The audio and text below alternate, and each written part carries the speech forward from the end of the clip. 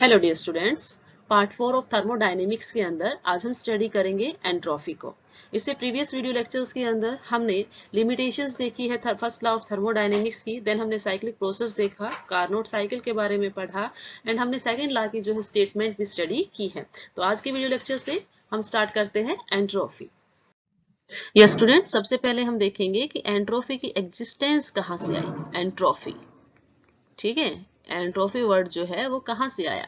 तो देखिए, जो आपके पास एंट्रोफी है ना, इसका जो आपके पास पता चला वो पता चला कार्नोट साइकिल से। तो हम ये बोल सकते हैं कि जो फंक्शन एंट्रोफी है, the function entropy, the function एंट्रोफी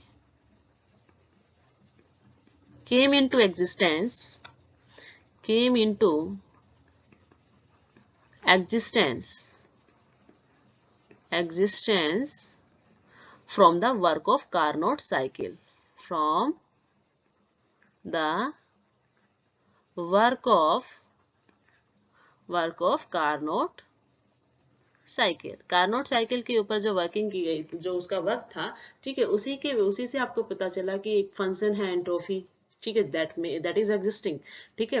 तो वहां से पता चला, कार्नोट साइकिल के बारे में आपने डिटेल में स्टडी की है, ठीक है। नाउ देखिए 1850 के अंदर भी, 1850 के अंदर भी जो फंक्शन ऑफ स्टेट था, ठीक है, इसी को बोला गया function of state, function of state, जिसको सेल्सियस ने एस से रिप्रेजेंट किया था, ठीक है, उसको भी इंट्रोड्यूस किया गया किसके थ्रू, इंट्रोड्यूस्ड बाय सेल्सियस, ठीक है, सेल्सियस ने उसको इंट्रोड्यूस किया, ठीक है। तो आपके पास यहाँ से एग्जिस्टेंस का पता चला कि एंट्रोफी जो है एक फंक्शन है जो आपके पास क्या करता है, एग्जिस्ट करता है, ठीक है। कैसे करता है देखिए, तो जो रिवर्सिबल हीट इंजन थे, ठीक है, reversible in reversible Carnot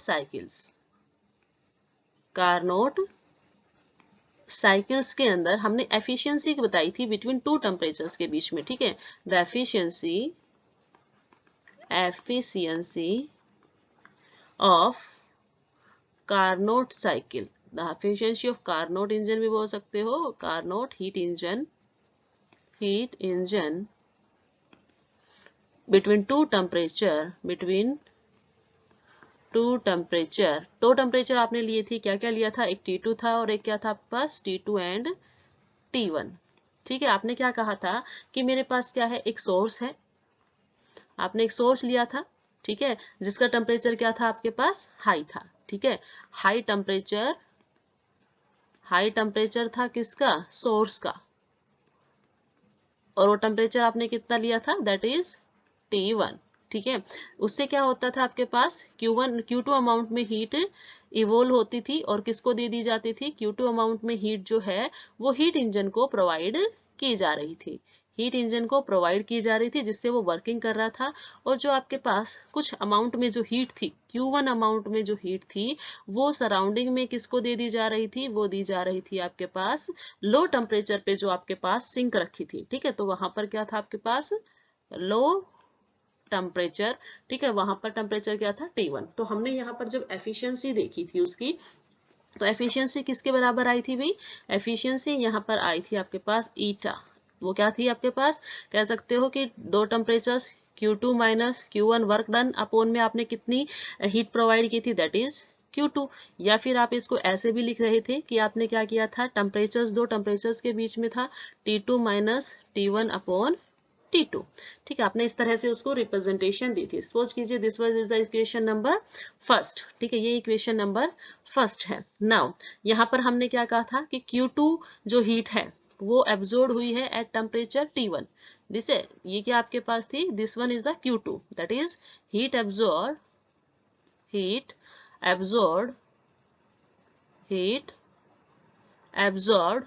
at temperature T2, at temperature T2। और Q1 क्या थी भाई आपके पास, दिस Q1, ये यहाँ पर Q1 जो रिप्रेजेंटेशन हमने किस लिए किया था, हीट एब्जॉर्ब, या sorry heat lost, this is not absorb, heat lost at temperature T1, यही तो था हमारे पास कि हमने कहा था कि Q2 अमाउंट में हीट आई थी, जिसको हमने T1 टेम्परेचर पे जो हीट इंजन था उसने एब्जॉर्ब किया था, और Q2 अमाउंट में हीट क्या हो रही थी, लॉस हो रही थी एट टेम्परेचर T1। ठीक है, नाउ यदि हम इसको देखें तो हम इस इक्वेशन को, जो आपने पहली इक्वेशन लिखी है, क्या लिखी थी, एफिशिएंसी इज इक्वल टू क्या लिखा था, Q2 minus Q1 upon Q2, या आपने इसको लिखा था T2 minus T1 upon T2। ठीक है, ये इक्वेशन आपने फर्स्ट इक्वेशन दी थी। यदि इस इक्वेशन को और सिंप्लीफाई फॉर्म में लिखें तो आप क्या लिख सकते हो, आप इसको लिख सकते हो कि आपके पास क्या हो जाएगा, efficiency is equal to 1 minus Q1 upon Q2। ऐसे आप इसको राइट डाउन कर सकते हो, या आप इसको क्या लिख सकते हो भाई, 1 minus, here is 1 minus T1 upon T2। आप इसको ऐसे भी सिंप्लीफाई फॉर्म में लिख सकते हो, या फिर आप इसको कैसे लिख सकते हो भाई, या आप इसको ऐसे भी लिख सकते हो, टेम्परेचर और हीट दोनों टर्म्स एक साइड ले आए कि आपने क्या किया, Q2 अमाउंट में हीट जो है वो कहाँ एब्जॉर्ब हुई थी, एट टेम्परेचर T2, और जो Q1 अमाउंट में हीट थी वो कहाँ एब्जॉर्ब हुई है, लॉस हुई है एट टेम्परेचर T1। ठीक है, तो यदि ये इक्वेशन नंबर मैं सेकंड बोलूं, ठीक है, ये इसको मैंने इक्वेशन नंबर सेकंड बोला है। तो फ्रॉम इक्वेशन सेकंड, इस इक्वेशन सेकंड का मतलब क्या है, देखिए इसका मतलब ये है कि आपके पास जो Q रिवर्सिबल है, रिवर्सिबल कहाँ पर है, आइसोथर्मली, आइसोथर्मली अपोन में क्या है, टेम्परेचर। यदि मैं इसको इस तरह से लिखूं, Q रिवर्सिबल अपॉन T, जो आपने Q2 by T1, Q1 by T2 लिखा है उसको मैंने सिंपल लिख दिया, क्योंकि Q जो हीट जो है रिवर्सिबल इंजन के अंदर है, ठीक है, रिवर्सिबल साइकिल के अंदर आपने Q लिया, और टेम्परेचर क्या कर रखा है, आइसोथर्मली कांस्टेंट रख रखा है, तो उसकी जो वैल्यू आती है वो क्या आती है भाई, आपके पास कांस्टेंट आती है। इसकी वैल्यू क्या आएगी इस केस में, कांस्टेंट आएगी। इसकी वैल्यू यहाँ क्या आती है आपके पास, कांस्टेंट आती है। ठीक है, नाउ इससे आपको क्या कंक्लूजन मिला है, नाउ ये जो आपके पास यहाँ पर मिला, क्या मिला है, Q रिवर्सिबल, Q रिवर्सिबल कैसा है, एट आइसोथर्मल, आइसोथर्मली, कब लिया है आपने, Q बाई टी लिखा था, तो Q reversible by temperature T is equal to क्या बताया मैंने यहाँ पर, कांस्टेंट बताया है। ठीक है, ये क्या बताया है, कांस्टेंट यहाँ पे बताया था, यही हमने यहाँ पे डिस्कस किया था पीछे। ठीक है, तो ये आपने यहाँ पर बताया है। नाउ देखिए इससे क्या कंक्लूजन निकल के आता है, तो यहाँ से ये कंक्लूजन निकल के आता है कि जो हीट एब्जॉर्ब या लॉस्ट हुई है आइसोथर्मली, कांस्टेंट टेम्परेचर के ऊपर, यदि देखा जाए कि हीट एब्जॉर्ब और लॉस्ट आइसोथर्मली एंड रिवर्सिबली, ठीक है, आइसोथर्मली भी है, रिवर्सिबली भी है, तो उसको यदि हम एब्सोल्यूट टेम्परेचर से डिवाइड कर देते हैं तो आपके पास क्या आता है भाई, एक कांस्टेंट क्वांटिटी आती है। ठीक है, तो आप क्या लिख सकते हो इसके लिए, so we conclude that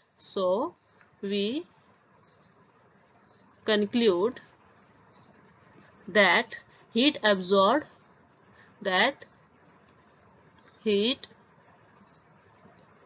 absorbed or lost, heat absorbed और लॉस्ट, ठीक है, कब हुई है, आइसोथर्मली। ठीक है, ये आपको यहाँ पे याद रखना है, आइसोथर्मली, आइसोथर्मली है, और साथ ही साथ क्या है, reversibly, isothermally and reversibly, heat absorb और lost isothermally and reversibly divided by, यही तो लिखा है हमने, डिवाइडेड बाई T लिखा है, तो उसको लिखेंगे divided by absolute temperature, by the absolute temperature at which heat absorbed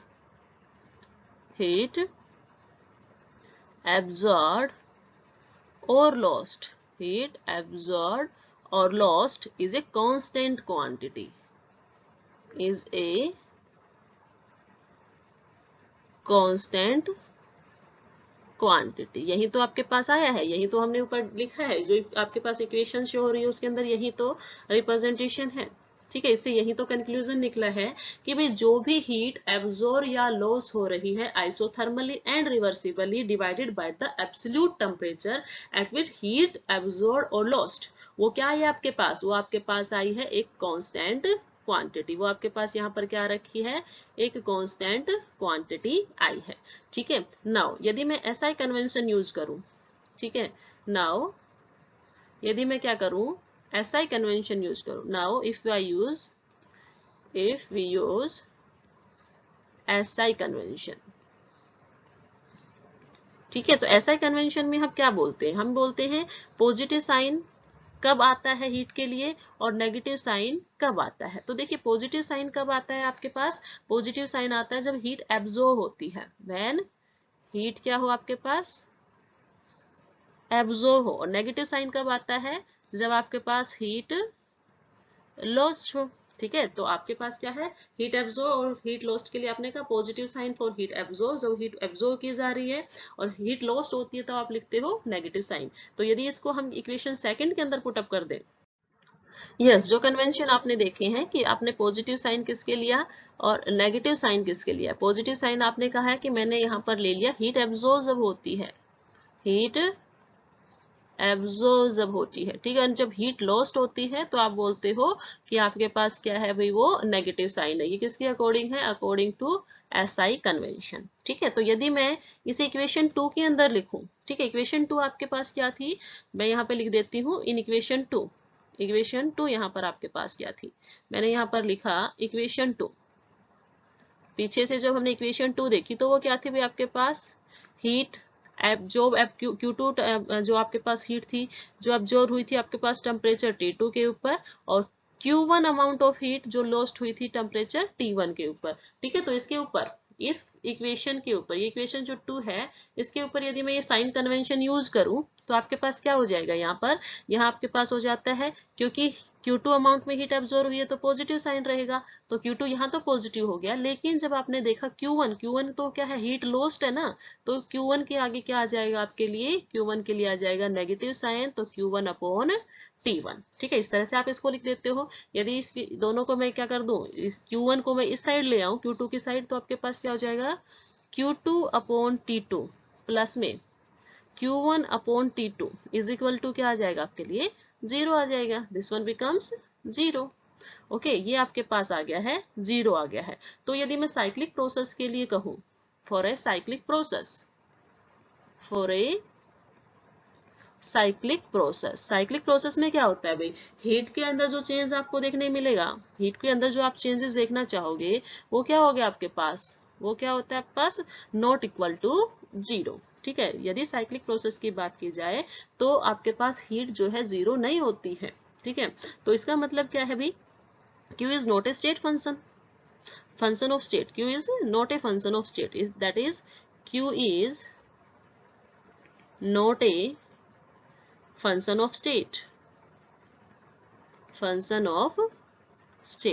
that's why it is not equal to 0। okay, यदि मैं क्या करूं, यहां से Q is not equal to 0 लिखूं तो आप यहाँ पे ये भी लिख सकते हो कि इस दोनों का समेशन, इन दोनों का क्या है आपके पास, समेशन है ना, तो मैंने कहा कि इनका समेशन क्या आएगा भाई, Q by T मैंने इसको लिखा है, वो क्या हो जाता है आपके पास 0। यहाँ से आपके पास क्या आ रहा है, यहाँ से तो हमारे पास आ रहा है कि Q by T, यहाँ से ये जो आपके पास इक्वेशन थी, इस इक्वेशन से हमने यहाँ पे ये ड्राइव किया कि दोनों का यदि समेशन कर दिया जाता है तो हमने किसके बराबर देखा है, यहाँ पे हमने 0 के बराबर उसको देखा है।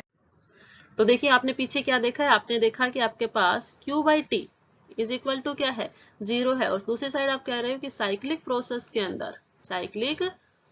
के अंदर Q 0 के बराबर नहीं हो सकता। लेकिन यहाँ क्या है भाई, Q by T का जो रेशियो है दैट इज इक्वल टू 0। ठीक है, तो यहाँ से हम क्या कह सकते हैं, सो वी कैन से, हम यहाँ से कंक्लूजन क्या निकालेंगे, वी कैन से, हम यहाँ से ये बता सकते हैं कि जब आप कार्नोट साइकिल को इन कार्नोट साइकिल when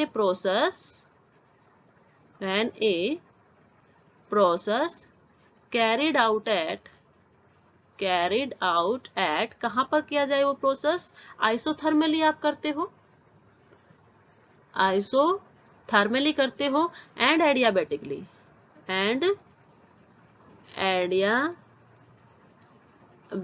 यदि आप देखते हो, ठीक है, यदि आप उसको आइसोथर्मली एंड एडियाबैटिकली देखते हो तो उसमें जो स्मॉल चेंजेस आते हैं, ठीक है, इन इनफाइनाइट इनफाइनेटली जो स्मॉल चेंजेस आपके पास देखने को मिलेंगे, स्मॉल स्टेप्स आपको वहां पर मिलते हैं, ठीक है। और उन सभी स्मॉल स्टेप्स का जो सम आता है, उन सभी स्मॉल स्टेप्स का सम मतलब जो हम उनका समेशन देखते हैं, ठीक है। मीन्स हम यहाँ पर ये देखें कि सभी स्मॉल स्टेप्स का जो सम है that is Q by T, वो क्या आएगा आपके पास, वो आपके पास 0 आएगा, ठीक है। तो कार्नोट साइकिल जिसके अंदर हमने क्या देखा, जिसको हम आइसोथर्मली एंड एडियाबेटिक कर रहे हैं, जिसके अंदर स्मॉल स्टेप्स के अंदर चेंजेस देखने को आपको अपीयर हो रहे हैं, उस केस में आपके पास जो Q बाई टी है दैट इज इक्वल टू 0, ठीक है। ये यहाँ से कंक्लूजन आपके पास निकल के आता है, ठीक है। तो एंट्रोफी एज ए स्टेट फंक्शन है, ठीक है। और हमारे पास एंट्रोफी इज इक्वल टू क्या आएगा, Q बाई टी, ठीक है। और Q बाई टी क्या होता है भाई, आइस कार्नोट साइकिल के अंदर that is equal to 0। Means जो आपके पास यहाँ पर क्वांटिटी आई है Q रिवर्सिबल अपॉन में टी, ठीक है। Q रिवर्सिबल बाई टी जो है वो क्या है अभी आपके पास एक स्टेट फंक्शन है, this is a state function, it is a state function, it is a state function है। और इसी स्टेट फंक्शन को आप क्या बोलते हो, इसी स्टेट फंक्शन को आप बोलते हो एंट्रोफी, ठीक है। This state function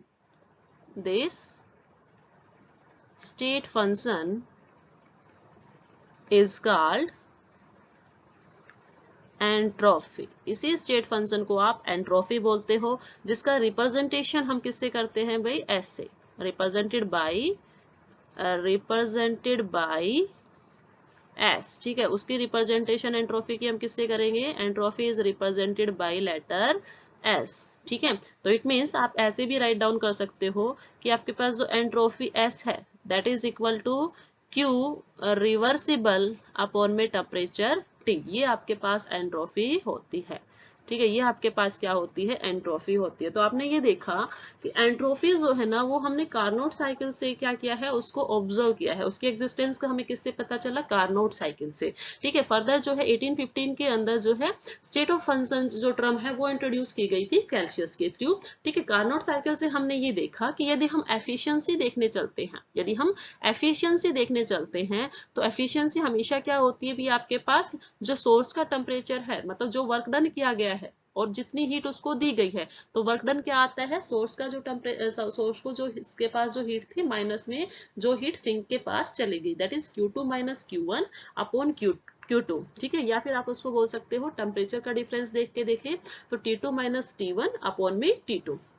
T2 temperature source का है, T1 टेम्परेचर आपके पास था सिंक का, ठीक है। तो आपने उन दोनों के डिफरेंस से बता दिया कि आपके पास ये एफिशिएंसी आई है, ठीक है। अब उस एफिशिएंसी टर्म को हमने और इजी वे में राइट डाउन करते हुए क्या लिखा था, 1 माइनस Q1 बाई Q2, और टेम्परेचर टर्म को हमने लिख दिया था 1 माइनस T1 बाई T2, ठीक है। तो वहां से हमने ये देखा कि Q रिवर्सिबल बाई T जो था ना वो एक कांस्टेंट क्वांटिटी आपके पास आती है, मतलब हीट लॉस्ट और हीट एब्जॉर्ब्ड जब भी आइसोथर्मली या रिवर्सिबली होती है that is divided by absolute temperature T that is equal to a constant quantity, ठीक है। वहां पे ये था।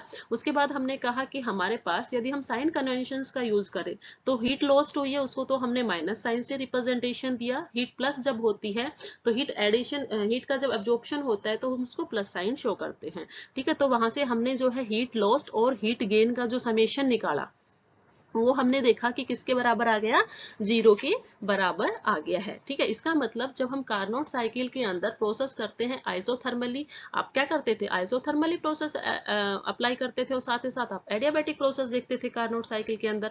तो कार्नोट साइकिल के अंदर जो प्रोसेस कैरी आउट होता था आइसोथर्मली एंड एडियाबेटिकली, यदि वो स्मॉल स्टेप्स के अंदर होता है और इनफाइनाइट है तो जो आपके पास सम आता है, जो समेशन आता है उन सभी स्टेप्स का that is Q by T का जो सम आता है दैट इज इक्वल टू 0। वो क्या था आपके पास, डेल्टा Q बाई टी जो था वो क्या था आपके पास, वो 0 के बराबर था, ठीक है। तो यहाँ पर हमने बोल दिया कि Q रिवर्सिबल बाई टी वो एक स्टेट फंक्शन है और उसी स्टेट फंक्शन को आप क्या कह रहे हो, उसी स्टेट फंक्शन को हम एंट्रोपी कहते हैं।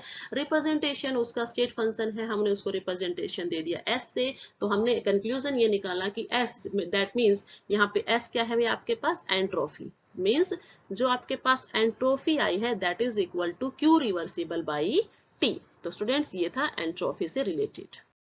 यस स्टूडेंट्स, तो आज के वीडियो लेक्चर के अंदर हमने एंट्रोफी जो टर्म है उसको क्या है डिफाइन किया है। हमने देखा है कैसे हम जो है कार्नोट साइकिल से एंट्रोफी को ड्राइव कर सकते हैं। तो ये था स्टूडेंट्स एंट्रोफी से रिलेटेड। नेक्स्ट वीडियो लेक्चर में हम मोर टॉपिक्स देखेंगे एंट्रोफी से रिलेटेड। Thank you students.